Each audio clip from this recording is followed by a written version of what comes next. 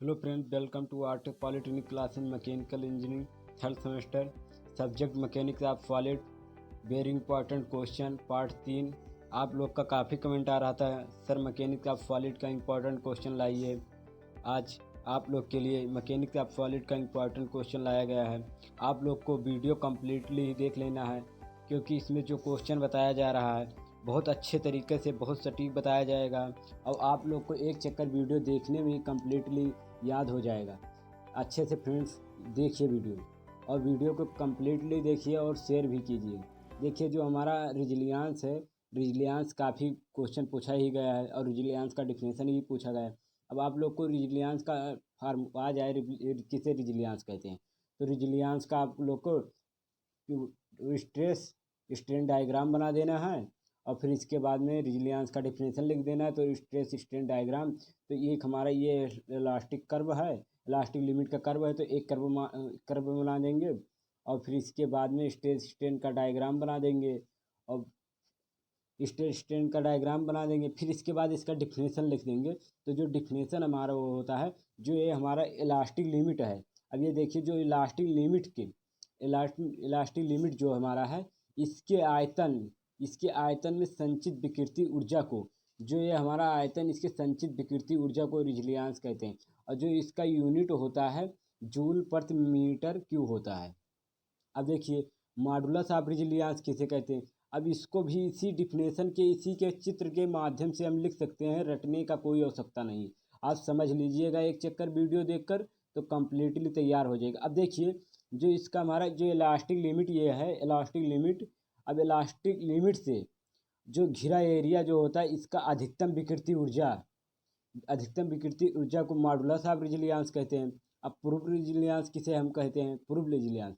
अब देखिए जब हम किसी इलास्टिक लिमिट में, यानी डिफाइन जो हमारा ये कर्व है, इसमें इलास्टिक लिमिट डिफाइन नहीं किया जा सकता है। जो किसी मटेरियल है उसमें 0.2 इलास्टिक लिमिट स्ट्रेन मान कर इलास्टिक लिमिट डिफाइन कर सकते हैं। बट इस इलास्टिक लिमिट के अंदर इस इलास्टिक लिमिट के अंदर किसी पदार्थ के इकाई आयतन में, जो किसी पदार्थ के इकाई आयतन में संचित विकृति ऊर्जा को पूर्व रिजिलियंस कहते हैं। अब देखिए जो प्रूफ स्ट्रेस हमारा है, जो प्रमाण प्रतिबल किसे कहते हैं, इसको इसी चित्र के माध्यम से हम लिख सकते हैं। जो हमारा चित्र है, इसी के माध्यम से हम डिफिनेशन लिख सकते हैं। अब देखिए जो हमारा ये इलास्टिक लिमिट है और प्रूफ रिजिलियंस है, प्रूफ स्ट्रेस है और स्ट्रेस है और स्ट्रेन है। अब देखिए जो हमारा प्रूफ स्ट्रेस है, अब किसी प्रूफ रिजिलियंस की दशा में किसी पदार्थ में, जो हमारा पदार्थ होता है, जो उपजा प्रतिबल। अब ये हम बता दें, जहाँ पर ये देखिए जो 0.2% जो इसमें डिफॉर्मेशन हुआ है, इसी को उपजा प्रतिबल कहते हैं। अब प्रूफ स्ट्रेस कहते हैं। अब देखिए जो हमारा strain energy stored in a body subjected to axial load, strain energy due to direct load. अब जो हमारा स्ट्रेन एनर्जी होता है stored in a body subjected to axial load, इस पे ये 100% बता रहे हैं, वेरी इंपॉर्टेंट है। इसको आप लोग को ध्यान से कंप्लीटली तैयार कर लेना है। और जो हमारे वीडियो में बताया जा रहा है, आप लोग अच्छे से पढ़ लेंगे तो बहुत बेनिफिशियल रहेगा। आप लोग को नोट्स प्रोवाइड करने के लिए टेलीग्राम चैनल लिंक दे दिया जाएगा। टेलीग्राम ज्वाइन कर लीजिए। टेलीग्राम का लिंक है हमारा आर्ट पॉलिटेक्निक क्लासेज के नाम से है। आप लोग टेलीग्राम ज्वाइन कर लीजिए। उस पर इस टाइम बहुत ज़्यादा वो नोट्स भेजा जा रहा है टेलीग्राम पर, और अच्छे से आप लोग तैयारी करिए सेमेस्टर एग्जाम की। देखिए किसी जो हमारा है, अब हम इसमें देखिए हम ज्ञात करना है, तो एक हम बेलनाकार वो छड़ मान लिए, ये बेलनाकार। अब इसकी लंबाई तो यल है। अब देखिए इस पर हमारा अच्छी देखिए पी लग रहा है फोर्स, अच्छी। अब देखिए एक्सियल लोड पी लग रहा है। बट ये जो हमारा ये हमारा चित्र है, अब ये आर तो हमारा ये मान लिया। अब हमारा ये स्ट्रेस है, इसको हम मान लिए। और इंटरनल रजिस्टिविटी फोर्स यहाँ मान लिए। और यहाँ डिफॉर्मेशन मान लिए, जो हमारा चेंजेस होता है। अब हमारा जो डेल्टा यल हमारा इसमें वृद्धि होता है, इसी चित्र के माध्यम से हमको लैंग्वेज लिखना है, रटना नहीं है। अब इसमें हमको लिख देना है, माना एक क्षण जिसकी लंबाई यल है। अब जिसकी लंबाई तो यल है और उसके क्षण में वृद्धि जो हमारा डेल्टा यल हो जाता है, और क्षण की जो हमारा त्रिज्या है आर तो है ही है। अब देखिए आर इक्वल टू क्षण में उत्पन्न आंतरिक प्रतिरोधी बल, और एफ इक्वल टू क्षण में उत्पन्न अधिकतम प्रतिबल। वी नो दैट, हम जानते हैं। आप लोग ये जानते हैं कि जो हमारा यफ होता है internal resistivity force per area, internal resistive internal resistivity force per cross section area, ये होता है। तो हम R equal to F multiply ये लिख सकते हैं कि नहीं लिख सकते, देख लीजिए। ये हम इस तरह लिख सकते हैं कि नहीं, R equal to F multiply ये लिख सकते हैं कि नहीं लिख सकते हैं।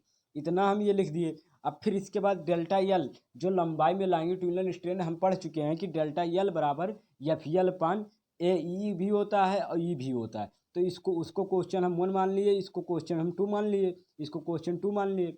अब देखिए जो हमारा होता है पिंड में किया गया वर्क यानी कार्य और आंतरिक इंटरनल रजिस्टिविटी फोर्स फोर्स और डिफॉर्मेशन के बीच जो हमारा कर्व होता है इसके गुणनफल के बराबर होता है। देखिए जो हमारा जैसे 1/2 और आर गुणे डेल्टा यल इसके बराबर होता है हमारा किया गया कार्य वर्क।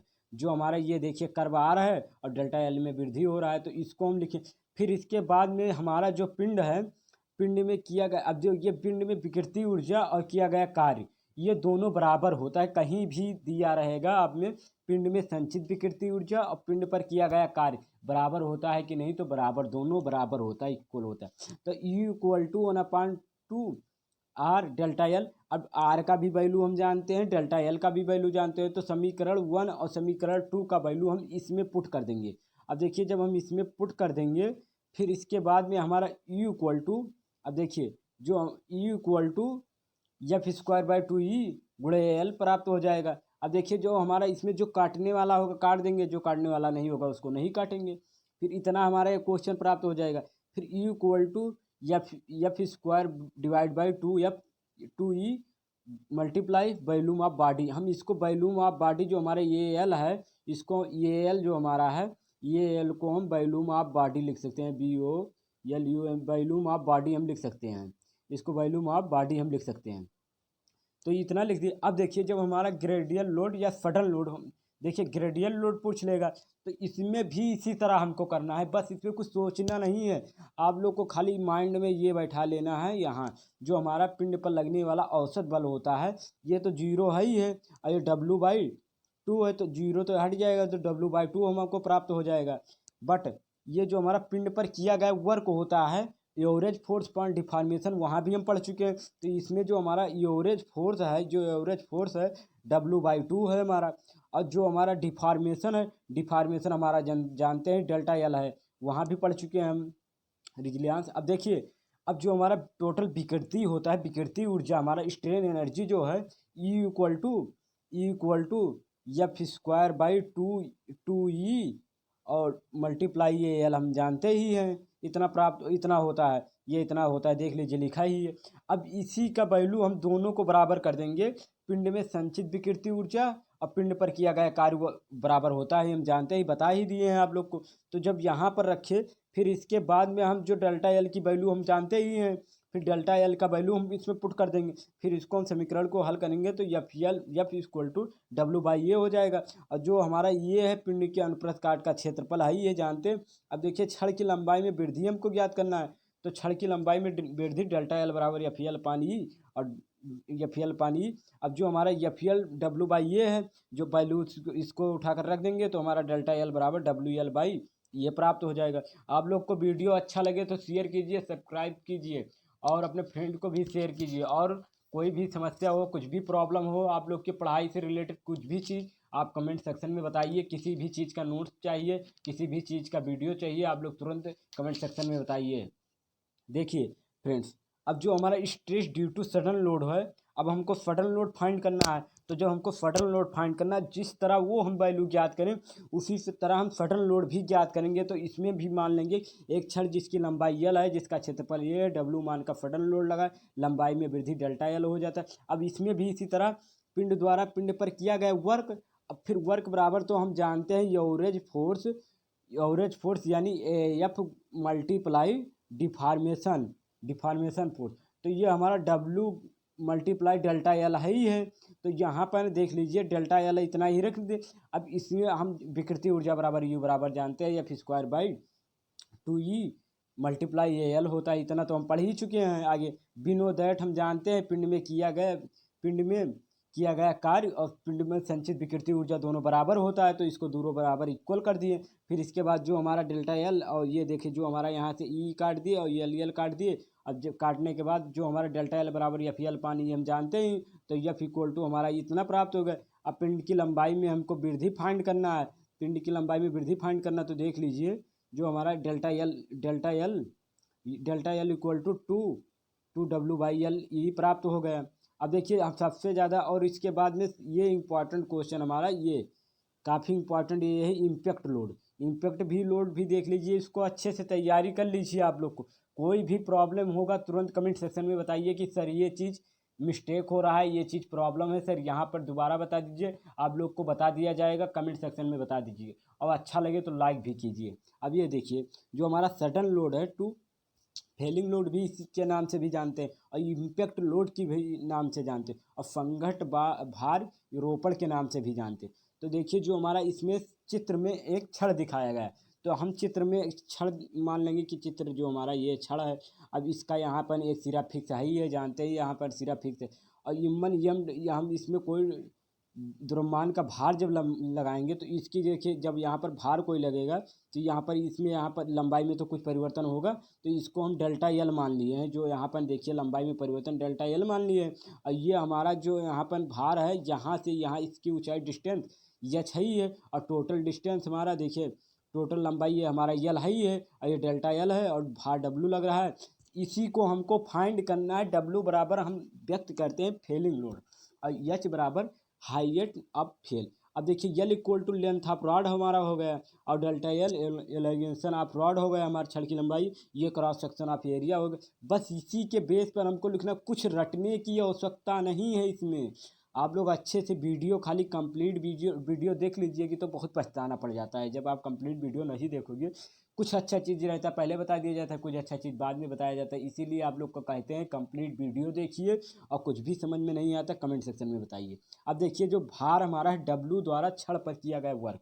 अब हमको डब्लू द्वारा किया गया work W H plus delta L हो गया। अब विकृति ऊर्जा यू बराबर इतना हम जानते ही हैं, वी नो दैट। अब देखिए किसी छड़ में विकृति ऊर्जा और पिंड पर किया गया कार्य बराबर होता है, इतना हम जानते ही हैं। अब देखिए F square point two E और multiply A L equal W H plus W L by E हो गया। अब देखिए हमको ये फाइंड करना है, तो एफ स्क्वायर गुणे यानी multiply A L divide by to E equal.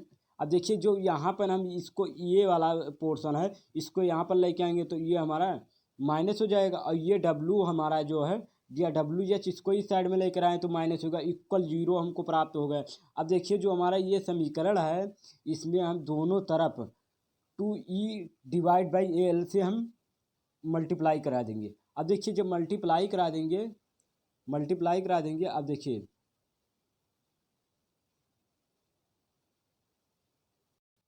अब देखिए मल्टीप्लाई करा देंगे, फिर इसके बाद एफ स्क्वायर पॉइंट टू ई इतना हमको प्राप्त हो जाएगा। अब इसको सॉल्व करने के लिए हम देखिए दो घात समीकरण से सॉल्व नहीं कर सकते, तो ये सिरे धरा चार का होता है formula, yes minus b plus minus root में b square minus 4ac divide by two, ये होता है। अब इस श्रीधराचार्य के फार्मूला पर हम रख देंगे, फिर इसके बाद में हमको ये क्वेश्चन प्राप्त हो जाएगा, F equal to W by A plus minus bracket में इतना हमको प्राप्त हो जाएगा, इतना समीकरण प्राप्त हो जाएगा।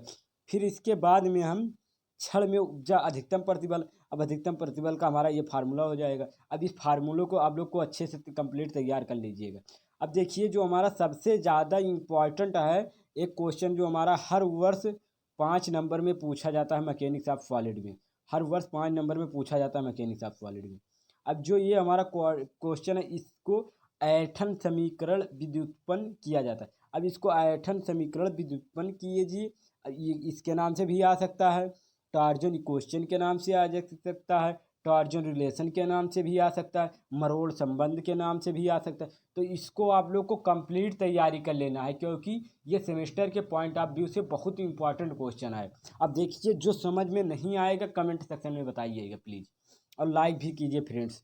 अब देखिए जो हमारा एक, हम इसको एक सिरा यहाँ फिक्स मान लिए, अब ये एक सिरा फिक्स मान लिए हैं, हमारा एक फिक्स सपोर्टेड है, और ये जो हमारा सिरा है ये फ्री सपोर्टेड है, और ये एक हम सर्किल मान लिए हैं। अब जो हमारा ये सर्किल है, फिर यहाँ पर देखिए जो हमारा त्रिज्या तो आर है ही। अब यहाँ पर हमारा ये लंबा जो हमारा है यहाँ डायरेक्ट यहाँ से है, और ये थोड़ा चित्र मिस्टेक हो गया इस तरह।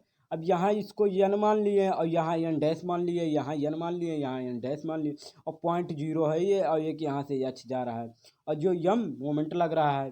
तो इसी चित्र जो हमारा ये चित्र है इसी के माध्यम से हमको लॉइंग बेल लिख देना है। तो हम ये लिख सकते हैं कि माना एक यह लंबाई की छड़ है जिसकी आर त्रिज्या का शाफ्ट दिखाया गया है, जिसका एक सिरा फिक्स्ड है एक फ्री है, और एक सिरा फ्री टार्जन क्यू लग रहा है, जिसके कारण शाफ्ट में हमको फाइंड करना है। अब देखिए जो हमारा कर्तन विकृति होता है, ये कर्तन विकृति हमको phi equal to N dash per यमियन, जो हमारा यन डैश है देखिए जो हमारा ये देखिए जो हमारा यन डैश है और ये है हमारा है यमियन, इसको हम लिख लिए। अब इसके बाद में हमारा अब हम ये जानते हैं बिनो दैट हम ये जानते हैं कि चाप बराबर कोण गुणे त्रिज्या होता है। आप लोग ये जानते हैं, छोटे ही क्लास में पढ़ चुके हैं। अब देखिए जो हमारा चाप बराबर कोण गुणे त्रिज्या होता है, फिर इसके बाद में हम ये भी जानते हैं फाई बराबर, अब ये जो हमारा कोण है R D theta divide by यल। अब देखिए और क्यू, ये हमारा क्यू बराबर हम जानते हैं जी फाई होता है कर्तन विकृति।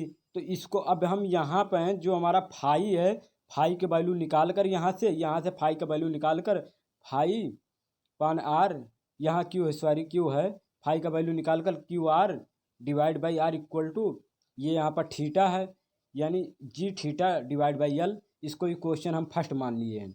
अब देखिए जो हमारा इक्वेशन फर्स्ट मान लिए हैं, अब ये हमारा Q equal to G theta divide by L multiply R हो गया हमारा, इस क्वेश्चन इतना प्राप्त हो गया। अब क्यू इक्वल टू, अब ये क्यू इक्वल टू के आर, अब ये समानुपाती नियतांक लग गया। अब के हमारा स्थिरांक था के स्थिरांक, अब इसको हम जो हमारा के, अब ये चित्र हम मानेंगे एक सर्किल मानेंगे जो हमारा है होल सर्किल।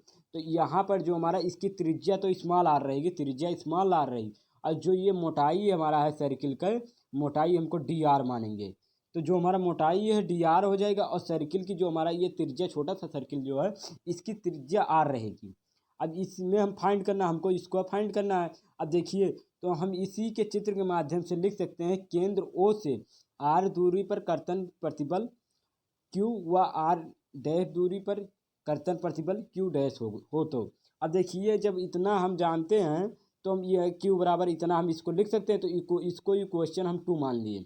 अब बट इसके बाद में हम ये लिखेंगे कि केंद्र से जो हमारा केंद्र माने थे ये वाला छोटा वाला सर्किल, केंद्र से आर दूरी पर डी आर मोटाई, तो डी आर मोटाई उसकी थी तो पट्टी पर लगने वाला बल कर्तन बल डी एफ बराबर, अब देखिए जो हमारा कर्तन बल डी एफ, अब ये हमारा क्यू है ही है, और ये क्षेत्रफल उसका क्षेत्रफल पाई आर स्क्वायर। अब देखिए पाई आर डी, अब देखिए अब ये हमारा क्षेत्रफल हम इसको D F equal to Q 2 pi R D R. अब इसी प्रकार डी एफ पर टाउ बराबर एफ डी होता है, ये इतना हम जानते ही।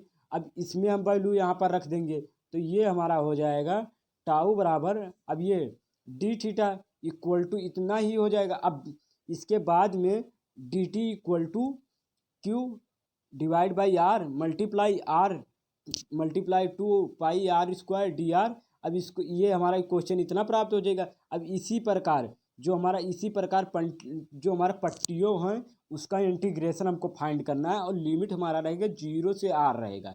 तो जो हमारा ये डी टी था इसका इंटीग्रेशन टी हो जाएगा। अब इसके बाद में हम इसका इंटीग्रेशन फाइंड करेंगे। इसका इंटीग्रेशन आप लोग पढ़ चुके हैं, सेकंड सेमेस्टर में भी पढ़ चुके हैं, और जो बच्चे 12th करके आए वो भी पढ़ चुके हैं, जो हाई स्कूल करके आए वो नहीं पढ़े थे लेकिन सेकंड सेमेस्टर में पढ़े। लेकिन आप लोग प्रमोट हो गए थे तो बहुत बच्चे नहीं पढ़े होंगे, लेकिन आप लोग पढ़ लीजिएगा। और इंटीग्रेशन नहीं पढ़ेंगे तो थर्ड सेमेस्टर में मैथ भी उसमें काफ़ी चैप्टर है जो इंटीग्रेशन से रिलेटेड है, तो अच्छे से इंटीग्रेशन देख लीजिएगा। अब देखिए जो इंटीग्रेशन है ये इंटीग्रेशन बेस पर हम, अब ये हमको यहाँ से इंटीग्रेशन फाइंड करना है। अब जो चीज़ हमारे इंटीग्रेशन में कांस्टेंट रहता है उसको तो हम कॉमन ले लेंगे ही, और जिसके सापेक्ष हम ज्ञात करते हैं उसके सापेक्ष ज्ञात करेंगे। तो ये आर का पावर जो हमारा क्यू है, तो हम लोग इंटीग्रेशन में आर का पावर यन के बेस का फार्मूला लगाएंगे। तो जो हमारा आर का पावर यन होता है, यक्स का पावर यन होता है, इसका फार्मूला होता है यक्स का power N plus 1 divide by N plus 1 होता है। ये इसका इंटीग्रेशन में फार्मूला होता है। अब इस फार्मूला पर हम रखेंगे तो T equal to Q divide by R multiply 2 pi R इतना प्राप्त हो जाएगा। फिर अपर लिमिट रखेंगे, फिर लोअर लिमिट रखेंगे। तो अपर लिमिट हम रखेंगे तो हमारा आर के पावर 4 यहाँ इतना प्राप्त हो जाएगा। लेकिन जो हमारा ये लोअर लिमिट है इसको रखेंगे तो हमारा 0 प्राप्त हो जाएगा पोर्शन। और हम ये भी जानते हैं, हम जानते हैं वी नो दैट, जानते हैं कि J equal to pi pi R का पावर 4 आर का पावर 4 आर का पावर 4 और डिवाइड बाई 2 होता है। इसके बराबर इतना होता है। तो इसके जगह पर हम रख सकते हैं जे। तो जब जे रखेंगे तो हमको समीकरण प्राप्त हो जाएगा, इतना प्राप्त हो जाएगा समीकरण इतना प्राप्त हो जाएगा। तो फर्स्ट समीकरण और सेकंड समीकरण से, तो फर्स्ट समीकरण आप लोग जानते ही हम जो बताए हैं। अब देखिए फर्स्ट समीकरण आप लोग को दिखा दें एक चक्कर। ये देखिए जो हमारा फर्स्ट इक्वेशन है, ये देखिए इसके बराबर हम इतना रख सकते हैं कि नहीं रख सकते हैं, इतना रख सकते हैं। तो देखिए जो इसमें अब ये हमारा है, इसके बराबर इतना रख दिए, तो ये जो हमारा इतना है उसके बराबर उतना रख दिए, तो हमको क्वेश्चन प्राप्त हो जाएगा, इतना हमारा क्वेश्चन प्राप्त हो जाएगा। इंपॉर्टेंट समीकरण है, इसको याद कर लीजिएगा, ये इंपॉर्टेंट है, इसको अच्छी तरीके से कंप्लीट याद कर लीजिए। अब जहाँ हुए, अब देखिए टी इक्वल टू मरोड़ घूर्ण हो जाएगा हमारा, और जे इक्वल टू ध्रुवीय जड़त्व घूर्ण हो जाएगा। और जो हमारा क्यू है शाफ्ट में उत्पन्न अधिकतम कर्तन प्रतिबल हो जाएगी, और आर शाफ्ट की त्रिज्या हो जाएगी, और जो जी हमारा कर्तन मापांक हो जाएगा। और ये हमारा थीटा, जो हमारा यहाँ पर देख लीजिए थीटा है, और थीटा मरोड़ कोण हो जाएगा रेडियन में, और यल शाफ्ट की लंबाई हो जाएगा।